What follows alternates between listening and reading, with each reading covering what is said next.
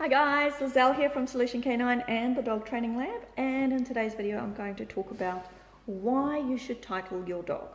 But first up, we want to know what do titles actually measure, because in my last video I said that titles don't actually measure a dog's worth, and also why you should title your dog. Alright, so what do titles measure? Alright, so let's assess this. Basically, you can overcome your dog's genetic disabilities with good training. Yep, you can overcome your dog's genetic disabilities through good training.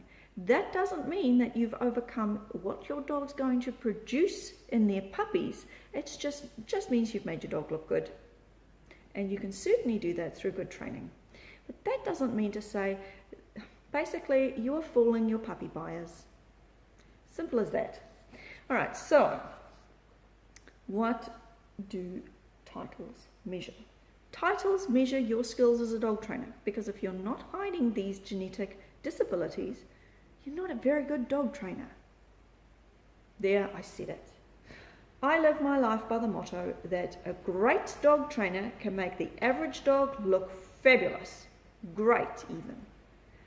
Yet, an average dog trainer can only make a great dog look average. I know that because I once fell into the average category, and I probably still do, because I'm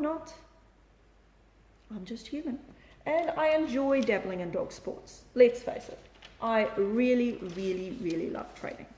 Alright, so how can I say that titles don't measure a dog's worth? Okay. So I was accused of not giving a very clear or intellectual answer by Kyle in the comment section of my breeding Facebook page where I shared this. Now let's see if we can answer this intellectually. The only way I can do this is through examples, because I can't quote any experts, because technically nobody's got the balls to admit this, because claiming that titles measure a dog's worth is a marketing ploy by clubs to keep people coming back and back and back and back and back to clubs to do titles. It's basically a cop-out, because it's for people who don't know how to read dogs, basically. Alright, so that's my theory, that's my claim.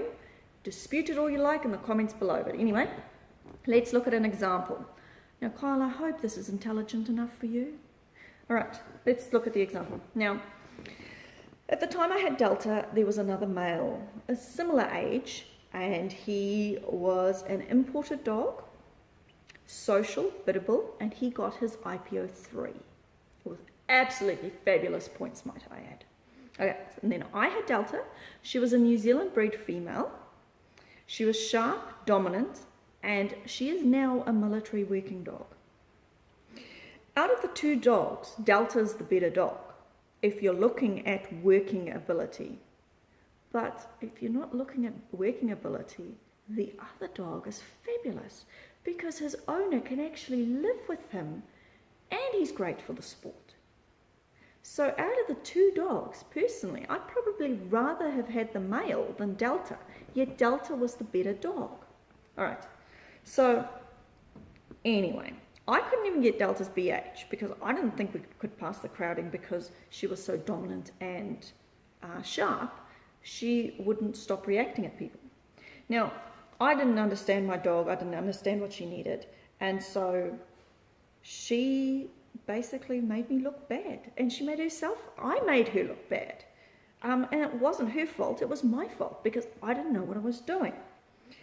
Now, the male dog would not make it as a military working dog, but Delta did. Delta was harshly judged for not being breeding quality, yet she produced a fabulous litter. 3 of her puppies are now military working dogs, serving, and I get regular updates on her and her puppies.